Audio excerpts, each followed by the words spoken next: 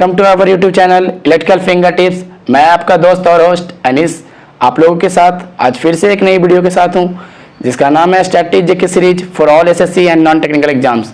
दोस्तों, इस सीरीज का एक बहुत ही जो पार्ट 2 रह गया था इंपॉर्टेंट है, एंशिएंट हिस्ट्री का पार्ट 2 मैं लेकर यहाँ पे आया हूँ आप लोगों के बीच, और उसमें बहुत सारे इंपॉर्टेंट सवाल के सीरीज हैं।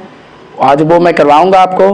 और ये जो सीरीज 90 डेज टू 90 सीरीज जो चल रहा है आपका, उसका बहुत ही इंपॉर्टेंट सेशन है ये, तो इसे आप लोग सभी अंत तक देखें और इसके क्वेश्चंस जरूर आप खुद से भी प्रैक्टिस करें कि कहाँ तक आपके अप्रोच हैं और क्या आप सही लगा पा रहे हैं।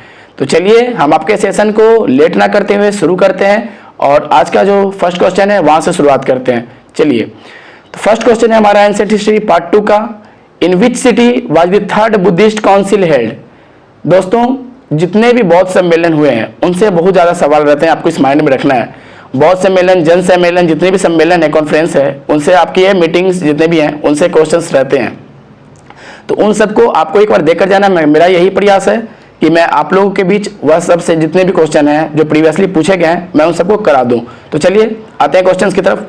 इन which city was the third Buddhist council held. तीसरा बौद्ध परिषद किस शहर में आयोजित किया गया था। दोस्तों, 4 बौद्ध परिषद की समिति जो मीटिंग्स हुई हैं 4 हुई हैं, उस चारों को आपको याद रखना है। मैं चारों के बारे में आपको यहाँ डिटेल बता दूंगा। आपको इसको एकदम याद रख लेना है कि किस स्थान पे हुआ है, किसके शासनकाल में हुआ है, कौन और किसके अध्यक्ष थे और किस ईस्वी हुआ है। ईस्वी तो उतना इंपॉर्टेंट नहीं है, लेकिन उसका अध्यक्ष और किसके शासनकाल में हुआ है और कौन से जगह पे हुआ है ये बहुत ज़्यादा इंपॉर्टेंट है। तो ये जो क्वेश्चन आपके सामने दिख रहा है कि तीसरा बौद्ध परिषद किस शहर में आयोजित किया गया था, उसका सही आंसर है पाटलिपुत्र। पाटलिपुत्रा जो कि वर्तमान में आज पटना हो चुका है, जो बिहार की राजधानी है, वहाँ इसका जो तीसरा बौद्ध सम्मेलन किया गया था, परिषद किया गया था, वो वहाँ पाटलिपुत्र में किया गया था। देखिए, इससे रिलेटेड कुछ जो पॉइंट्स हैं मैंने नीचे लिख दिए हैं आपको, सम इंपॉर्टेंट फैक्ट्स करके, जो कि बहुत ज़्यादा इंपॉर्टेंट है, आप देख पा रहे होंगे। पहले मैंने यहाँ पे लिखा है ईयर, फिर लिखा है सम इंपॉर्टेंट फैक्ट्स जो इसके मतलब है, और पैट्रॉन कब से, कौन इसके शासन है, इसके शासन काल में हुआ, चेयरमैन, वेन्यू किस जगह पर हुआ, वो सब मैंने यहाँ पे मेंशन कर दिया है। दोस्तों, मैं साथ ही साथ हिंदी में भी मेंशन करता हूँ, क्योंकि बहुत सारे दोस्त हमारे और भाई बहन ऐसे हैं जो कि मतलब हिंदी में पढ़ना चाहते हैं, तो मैं उनके लिए भी ये लाया हूँ कि वो हिंदी में भी उनको इजीनेस हो, मतलब आसानी हो। तो फर्स्ट बौद्ध सम्मेलन जो हुआ था, जो फर्स्ट बौद्ध परिषद की जो मीटिंग हुई थी, वो 483 BC में हुई थी, और जो उसके शासक थे, जिनके शासनकाल में हुआ, वो अजातशत्रु थे, और जो इसके चेयरमैन थे पूरन महाकश्यप जी। ये याद रखना है, ये हमेशा ही पूछा हुआ सवाल है कि पहली जो बौद्ध संगति हुई उसके अध्यक्ष कौन थे, तो पूरन महाकश्यप जी थे, याद रखना है। और किस जगह पे हुआ, तो राजगीर, बिहार के जो राजगीर है, जो नालंदा डिस्ट्रिक्ट में पड़ता है, और वहां पे ये पहली संगति हुई थी। संगति भी बोलते हैं, बौद्ध संगति, आपको परिषद भी दिख जाएगा, बौद्ध संगति भी दिखने को मिल जाएगा, तो इसमें कंफ्यूज आपको नहीं होना है। सेकंड बुद्धिस्ट काउंसिल जो हुआ वो 383 BC में हुआ, कालाशोक इसके शासन में हुआ, और इसके जो अध्यक्ष थे सर्वकामी, कहीं कहीं आपको सर्वकामिनी भी देखने को मिल जाएगा, तो सर्वकामी के चेयरमैन थे उस समय के, अध्यक्ष थे। और वैशाली जो कि वर्तमान में बिहार में प्रेजेंट है, और वहां हुआ था सेकेंड। चलिए बढ़ते हैं थर्ड क्वेश्चन की ओर, थर्ड पॉइंट की ओर, थर्ड बौद्ध संगति की ओर, जो हमारा 250 BC में हुआ, और ये जो हुआ पाटलिपुत्रा में हुआ था। दोस्तों, अशोक जो महान सम्राट कहलाते हैं, उनके शासनकाल में हुआ, महान सम्राट अशोक के शासनकाल में हुआ। देख लीजिएगा यहाँ पे लिखा हुआ है, शासन अशोक के शासनकाल में हुआ, और इसके जो अध्यक्ष थे वो मुगलीपुत्र तीस थे। याद रखना है कहाँ पे हुआ, पाटलिपुत्र में हुआ। किसके अध्यक्षता में हुई, मुगलीपुत्र तीस की अध्यक्षता में हुई। कौन इसके शासक थे, तो अशोक थे। ये 3 फैक्ट्स आपको याद रखना है। सबसे ज्यादा इंपॉर्टेंट तीसरी बौद्ध संगति ही पूछती है, तो ये बहुत ज्यादा इंपॉर्टेंट, आप इसको याद रखेंगे। चौथी बौद्ध संगति कहाँ हुई, तो उसका जो है फोर्थ बुद्धिस्ट काउंसिल जो हुआ कनिष्क के शासनकाल में हुआ, और कुंडलवन कश्मीर में हुआ, और उसके जो अध्यक्ष थे वो वासुमित्र जी थे। दोस्तों, वासुमित्र जी इसके अध्यक्ष थे, कुंडलवन कश्मीर में हुआ, और कनिष्क इसके शासक थे। तो याद रखना है, चौथी बौद्ध संगति कुंडलवन कश्मीर, वसुमित्र इसके अध्यक्ष, और कनिष्क के शासनकाल में हुआ था। चलिए तो बढ़ते हैं नेक्स्ट क्वेश्चन की ओर, जो हमारा क्वेश्चन नंबर 2 है। Which dynasty has build the monuments of Khajuraho in the state of Madhya Pradesh. किस वंश ने मध्य प्रदेश राज्य में खजुराहो के स्मारक बनवाए थे। दोस्तों, खजुराहो के जो भी मोन्यूमेंट्स स्मारक हैं बहुत ही ज़्यादा इंपॉर्टेंट है, हिस्ट्री रूप से बहुत ही ज़्यादा इंपॉर्टेंट महत्व भी रखते हैं। आपको इतने जो फैक्ट्स इतने जो क्वेश्चन मैं आपके यहाँ चला रहा हूँ उसे आपको याद रखना है, किस वंश ने करवाए, किस जगह पे हैं, ये याद रखना है। और अगर हो सके तो आपको ये भी याद रखना है कि किस वंश के किस राजा ने करवाया, ये भी आपको याद रखना है। तो इसका जो सही आंसर है वो है चंदेल वंश। चंदेल डायनेस्टी के जो शासक थे उन्होंने खजुराहो के जो स्मारक हैं वो बनवाए थे। बहुत ही ज़्यादा इंपॉर्टेंट क्वेश्चन है ये, तो इसे आप अपने कॉपी में नोट डाउन कर लेंगे। चलिए बढ़ते हैं नेक्स्ट क्वेश्चन की ओर, जो हमारा क्वेश्चन नंबर 3 है। तो बढ़ते हैं थर्ड क्वेश्चन की ओर। तो जो थर्ड क्वेश्चन है, from which dynasty the ruler Ajatashatru belongs to and who was his father. शासक अजात शत्रु किस वंश से संबंधित थे तथा उनके पिता कौन थे। दोस्तों अजात शत्रु बहुत ही ज़्यादा इंपॉर्टेंट क्वेश्चन, इनसे हमेशा बनते हैं, आप इसे इग्नोर करके नहीं चल सकते हैं, याद रखिएगा इस चीज़ को। तो इनकी जो मतलब पिताजी थे, ये अब इसलिए उन्होंने जो अजात शत्रु हैं इन्होंने अपने पिता की ही हत्या कर दी थी, ये भी आपको याद रखना है। इन्हें पितृहंता भी कहा गया है, पितृहंता के नाम से इन्हें जाना गया है तो अजात शत्रु जी को। और ये अजात शत्रु इनके जो फादर थे बिंबिसार, इसका भी सवाल आगे आपको देखने को मिल जाएगा। तो इसके जो क्वेश्चन है उसका पहले आंसर मैं आपको देता हूं कि शासक अजात शत्रु किस वंश से संबंधित थे तथा उनके पिता कौन थे। दोस्तों ये हर्यक वंश से संबंधित थे और उनके फादर बिंबिसार थे, हर्यक डायनेस्टी से बिलोंग करते थे, आपको याद रखना है, बहुत ही इंपॉर्टेंट क्वेश्चन है। बढ़ते हैं नेक्स्ट क्वेश्चन की ओर, जो क्वेश्चन नंबर 4 है हमारा। द फेमस फिजिशियन जीवक was appointed in the court of. प्रसिद्ध चिकित्सक जीवक किसके दरबार में नियुक्त किया गया था। याद रखना है, ये जो प्रसिद्ध चिकित्सक जीवक थे वो बिंबिसार के ही कोर्ट में दरबार में नियुक्त किए गए थे। ये बहुत ही ज्यादा इंपॉर्टेंट क्वेश्चन है, आपको याद रखना है जीवक के बारे में, ये प्रसिद्ध चिकित्सक थे, याद रखना है इस चीज को, और ये बिंबिसार के दरबार में नियुक्त थे। चलिए बढ़ते हैं नेक्स्ट क्वेश्चन की ओर, जो हमारा क्वेश्चन है उसकी तरफ बढ़ते हैं। तो नेक्स्ट क्वेश्चन हमारा आ रहा है, वो है which dynasty built the Pancha Ratha of Mahabalipuram. किस वंश ने महाबलीपुरम के पंचरथों का निर्माण किया था। किस वंश ने महाबलीपुरम के पंचरथों का निर्माण किया था। दोस्तों महाबलीपुरम जो है मंदिर, इसके बारे में भी पूछा था कि महाबलीपुरम का मंदिर जो है वो कहाँ है, तो इसको भी आपको याद रखना है कि तमिलनाडु में है। और किस वंश ने इसके रथ का निर्माण करवाया था, तो वो थे पल्लव वंश। पल्लव वंश आपको याद रखने हैं कि पल्लव वंश के शासक जो लोग थे उन्होंने इसका निर्माण करवाया था। चलिए बढ़ते हैं नेक्स्ट क्वेश्चन की ओर। हाउ मेनी महाजनपद्स, दोस्तों महाजनपद के सवाल आ चुके हैं। How many mahajanapadas existed in the 7th century and early 6th century BC during the lifetime of Lord Gautam Buddha. Gautam Buddha के जीवन काल के दौरान 7वीं तथा आरंभिक 6ठी सदी ईसा पूर्व में कितने महाजनपद थे। तो याद रखना है दोस्तों 16 महाजनपद हुए, और 16 महाजनपद के नाम और उनके जो संबंधित राजधानी थी वो भी आपको याद रखना है, वो आपको मैं नीचे मेंशन कर दे रहा हूँ, आप इसे देख लेंगे। 16 महाजनपद ये आपको याद रखने हैं, बहुत ही फेमस है, BBI मैंने यहाँ पे मार्क कर रखा है, आप देख सकते हैं। फर्स्ट अंग महाजनपद, जो इस लेफ्ट साइड में आप देख सकते हैं महाजनपद है, और राइट साइड में कैपिटल्स। तो याद रखना है अंग का जो राजधानी था चंपा, काशी का वाराणसी, मगध का राजगीर, अवंती का उज्जैन, वत्स का कौशाम्बी, गांधार का तक्षशिला, कंबोज का हाटक, कुरु का इंद्रप्रस्थ, पांचाल का कपिलयस, अस्मक का पोटन या पाटली भी बोलते हैं, पोटली भी बोलते हैं, मल्ल का कुशीनारा या कुशीनगर, चेदी का सुक्तिमती, सूरसेन मथुरा, 14th नंबर पे मत्स्य विराटनगर, बज्जी का विदेह एवं मिथिला याद रखना है। 16 नंबर पे कौशल जिसका श्रावस्ती या अयोध्या है। कौशल या मतलब आपको दोनों तरफ लिख जाएंगे, तो श्रावस्ती और अयोध्या, इसकी PDF में आपको डलवा दूंगा वहां पे इस सारी महाजनपद का। तो बढ़ते हैं नेक्स्ट क्वेश्चन की ओर, जो हमारा क्वेश्चन नंबर है 7 उसकी तरफ। Who was the founder of Chalukya dynasty. Chalukya वंश के संस्थापक कौन था। याद रखना है पुलकेशिन। पुलकेशिन से एक ही 2 सवाल बनते हैं लेकिन बहुत ज्यादा इंपॉर्टेंट बनते हैं, तो याद रखना है आपको। पुलकेशिन प्रथम जो थे वो चालुक्य वंश के संस्थापक थे, याद रखना है इस चीज को। आपको इस चीज में आपको गलती नहीं करना है कि चालुक्य वंश के संस्थापक कौन थे, पुलकेशिन प्रथम थे, याद रखना है इस चीज को। चलिए बढ़ते हैं नेक्स्ट क्वेश्चन की ओर।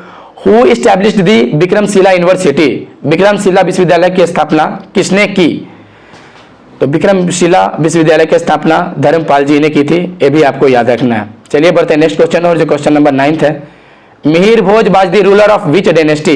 मिहिर भोज किस वंश के संस्थापक थे? दोस्तों यह एसएससी के सीजीएल में भी पूछा गया सवाल है, सीएचएसएल में भी पूछा गया सवाल है, बहुत ज्यादा इंपॉर्टेंस रखता है आपके लिए, तो याद रखेंगे। मिहिर भोज का जो संबंध था वो प्रतिहार वंश, गुर्जर प्रतिहार वंश से संबंधित है। इनका जो वंश है गुर्जर प्रतिहार वंश है, तो याद रखेंगे इस चीज को, आप नहीं भूलेंगे।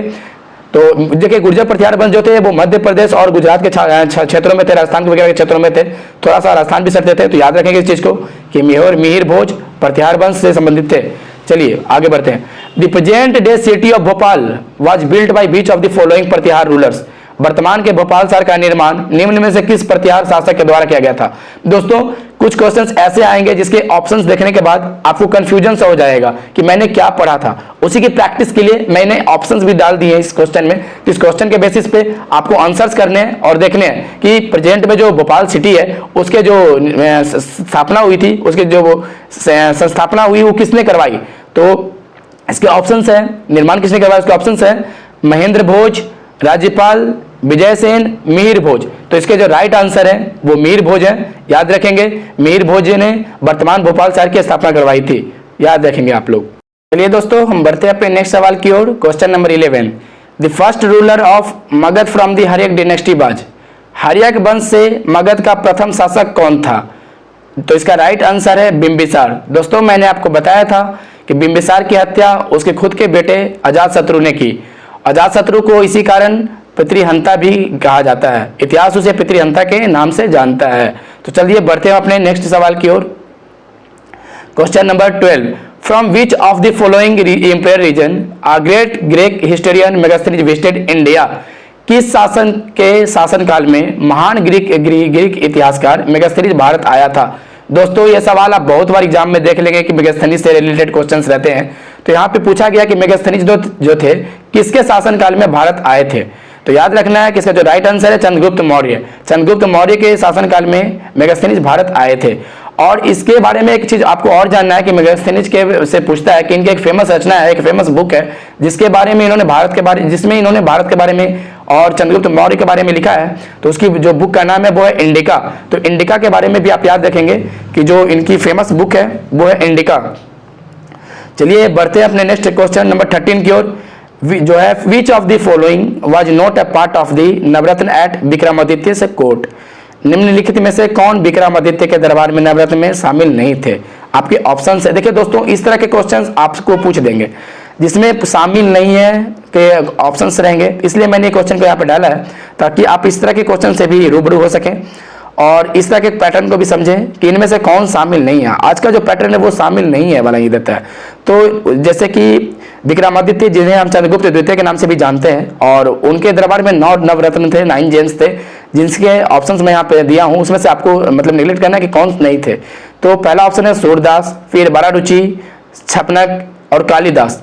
तो दोस्तों इनके 9 जेम्स में जो शामिल थे तो इसमें से 3 छपनक, बारारुचि और कालिदास जी थे, लेकिन सूरदास जी इनके नवरत्न में शामिल नहीं थे। तो इसका राइट आंसर सूरदास है, आपको याद रखना है। दोस्तों इसके जो 9 जेम्स थे इनके वो मैंने आपको नीचे मेंशन कर दिया है, आप देखिएगा। विक्रम जो 9 जेम्स में से 3 तो आपके ऑप्शंस में है और 6 यहाँ पे मैंने मेंशन कर दिए हैं कि जो फर्स्ट है अमर सिम्हा, धनवंतरी, हरिसेन, शंकु, बेताल भट्ट और बड़ा मिहिर। तो ये 9 जेम्स छपनक, बारारुचि, कालिदास, अमर सिम्हा, धनवंतरी, हरिसेन, शंकु, बेतलभट्ट और बड़ा मिहिर। याद रखना है आपको, ये 9 नाम आपको माइंड में एक तरह से रखना है। पूछ सकता है आपसे, कुछ और ऑप्शंस दे देंगे आपको एग्जाम में, तो पूरा ध्यान रखना है इस चीज को। चलिए बढ़ते हैं नेक्स्ट क्वेश्चन की ओर। Question number 14, which pillar inscriptions have recorded the achievements of Samudragupta who was known as the Napoleon of India for his conquests? किस स्तंभ शिलालेख में समुद्रगुप्त की उपलब्धियां दर्ज हैं जिससे उसकी विजय के लिए भारत का नेपोलियन कहा जाता था? तो इसका राइट आंसर जो है इलाहाबाद पिलर, इलाहाबाद स्तंभ जो है उसमें इनकी विजय गाथा लिखी गई है। और दोस्तों इनसे रिलेटेड एक बात आपको और याद रखना है कि समुद्रगुप्त को ही भारत का नेपोलियन कहा जाता है। बहुत फेमस ये चीज पूछा गया है कि समुद्रगुप्त को ही याद रखिएगा भारत का नेपोलियन कहा जाता है, ये भूलना नहीं है आपको। और किस स्तंभ में लिखा हुआ है? तो इलाहाबाद स्तंभ में, ये चीज आपको याद रखना है। तो चलिए बढ़ते हैं नेक्स्ट क्वेश्चन की ओर। Which period has been described as the golden age of Indian history? किस काल को भारतीय इतिहास के स्वर्णिम काल के रूप में परिभाषित किया गया है? दोस्तों इसका जो राइट आंसर है वो है गुप्ता काल। गुप्त काल को ही भारत का गोल्डन एज, स्वर्णिम युग कहा गया है। गुप्ता डिनेस्टी के जो फाउंडर थे वो श्रीगुप्त थे, मैंने यहाँ पे लिख दिया है, Srigupta has founded the Gupta dynasty. आप इस चीज को याद रखेंगे कि गुप्ता डिनेस्टी का जो फाउंडर थे श्रीगुप्त थे। एक मौर्य वंश था, उसके जो फाउंडर थे चंद्रगुप्त मौर्य, वो अलग है। एक गुप्ता वंश था जिसके फाउंडर श्रीगुप्त हैं। इस बात को आप याद रखेंगे, कंफ्यूज नहीं होंगे।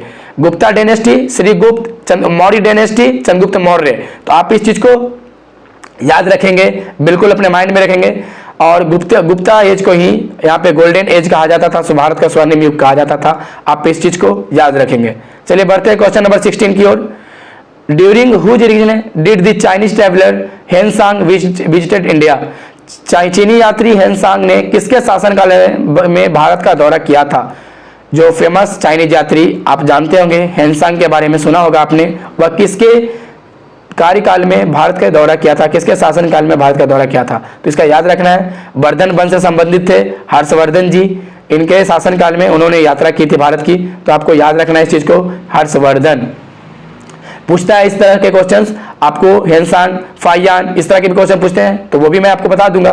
चलिए बढ़ते हैं नेक्स्ट क्वेश्चंस की ओर। Question number 17, Banabhatta was the court poet of which of the following Indian kings. Banabhatta निम्न में से किस भारतीय राजा का दरबारी कवि था। तो इसका आपका याद रखना है, जो आंसर है हर्षवर्धन, याद रखना है। जो इसका राइट आंसर है हर्षवर्धन।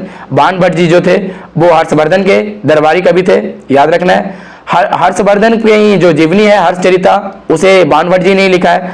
और इनकी एक फेमस रचना है कादम्बरी, जिसे शुरुआत तो इन्होंने किया था, लेकिन जो लास्ट है उनके पुत्र उन्होंने किया है। जो कादम्बरी पुस्तक है, जो एक रोमांटिक नोवेल है, उसे शुरुआत किया था लिखना बाणभट्ट जी ने ही, लेकिन उसे पूरा किया उनके बेटे जी ने। तो याद रखिएगा, उसके बेटे ने पूरा किया उस चीज को। चलिए ये बायोग्राफी है हर्षचरिता जो कि हर्षवर्धन पे। चलिए तो आगे बढ़ते हैं नेक्स्ट क्वेश्चन, क्वेश्चन नंबर 18 की ओर। Who attacked and looted the famous Somnath temple in 1026 AD। 1026 AD में किसने सोमनाथ मंदिर पर हमला किया एवं इसे लूटा था। आप लोग सभी जानते हैं कि भारत पर 17 बार आक्रमण किया है महमूद गजनी ने, और हर बार भारत को लूटा है। तो याद रखेंगे, इसका जो राइट आंसर है महमूद गजनी। आपको महमूद गजनी भी देगा, कहीं कहीं महमूद ऑफ गजनी भी देगा, तो याद रखना, कंफ्यूज नहीं होना है। और ये जो महमूद गजनी था वो अफगानिस्तान से आया था, अफगानिस्तान से संबंधित था, याद रखना है। चलिए बढ़ते हैं नेक्स्ट क्वेश्चन नंबर 19 की ओर। Which famous kings built the Konark temple. किस प्रसिद्ध राजा ने कोणार्क मंदिर बनवाया था। दोस्तों यह जो फेमस कोणार्क मंदिर है वह उड़ीसा में है, उड़ीसा के पुरी शहर में है। तो आपको याद रखना है कि जो ये नरसिंहदेव प्रथम थे, इन्होंने कोणार्क मंदिर का निर्माण करवाया था और इनका संबंध गंग वंश से था। तो याद रखेंगे नरसिंहदेव प्रथम, इनका नाम जरूर याद रखेंगे आप कि कोणार्क का मंदिर जो है किसने बनवाया, तो नरसिंहदेव प्रथम। किस वंश से थे, तो गंग वंश से थे, याद रखेंगे इस चीज को। चलिए बढ़ते हैं नेक्स्ट क्वेश्चन की ओर। When was Alexander invaded India. Alexander Sikandar ने भारत पर आक्रमण कब किया। तो इसका राइट आंसर जो है दोस्तों 326 BC।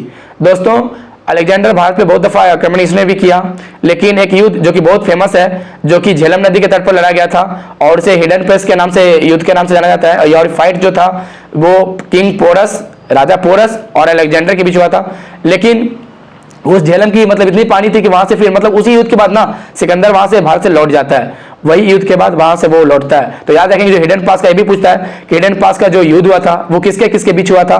तो याद रखना है आपको पोरस एंड सिकंदर के बीच। तो किस नदी पे हुआ था ये भी पूछता है, तो आपको याद रखना है कि झेलम नदी पे। इसे बैटल ऑफ झेलम के नाम से भी जानते हैं, इस युद्ध को बैटल ऑफ झेलम के नाम से भी हम जानते हैं। एक और क्वेश्चन जो लास्ट क्वेश्चन है, बट लिस्ट नहीं समझिएगा इसे। The first battle of Tarain, Tarain के युद्ध से सभी सवाल रहते हैं, आप इस चीज को याद रखेंगे। तो पूछा है the first battle of Tarain was fought in the year. किस वर्ष में तराइन का जो युद्ध, प्रथम युद्ध हुआ था, वो लड़ा गया था। तो याद रखेंगे दोस्तों, इसका राइट आंसर है 1191 ईस्वी में। 1191 ईस्वी में मोहम्मद गौरी और पृथ्वीराज चौहान के बीच में यह युद्ध होता है, जिसे पृथ्वीराज चौहान जीत जाते हैं और मोहम्मद गौरी भाग जाता है। लेकिन फिर से 1192 ईस्वी में मोहम्मद गौरी वापस आता है और पृथ्वीराज चौहान से लड़ता है पूरी तैयारी के साथ, और इस युद्ध में वो पृथ्वीराज चौहान को हरा देता है और पराजित कर देता है। तो याद रखेंगे, तराइन का युद्ध, दो युद्ध हुआ था, 1191 ईस्वी में प्रथम, 1192 ईस्वी में द्वितीय। तो दोनों युद्ध को आपको याद रखना है, मैंने नीचे लिख दिया होगा। तो आपको मैंने पूरा एक स्टैटिक जो प्राचीन हिस्ट्री का है वो आपको यहाँ पे दे दिया हूँ। अगर और भी क्वेश्चन इसमें इंपॉर्टेंट लगेंगे तो मैं उसे ऐड ऑन करूंगा, उसे पार्ट 3 लाऊंगा। तो आप बेफिक्र रहें, मैं आपके पूरे स्टैटिक्स खत्म करूंगा, बस आप कंटिन्यू पढ़ते जाएं। उसकी जिम्मेवारी मेरी है कि मैं आपके पूरे स्टैटिक्स खत्म करवा दूंगा। तो आप बस पढ़ें और कंसंट्रेट होकर पढ़ें। All the best for your SSC JE. आप अपने एसएससी जेई के लिए पूरी ताकत झोंक दीजिए दोस्तों, और जरूर क्रैक होगा। और सबसे बड़ी बात, जब तक तोड़ेंगे नहीं तब तक छोड़ेंगे नहीं। चलिए, तब तक के लिए थैंक यू, बने रहिए हमारे साथ इलेक्ट्रिकल फिंगर टिप्स पे। जय हिंद।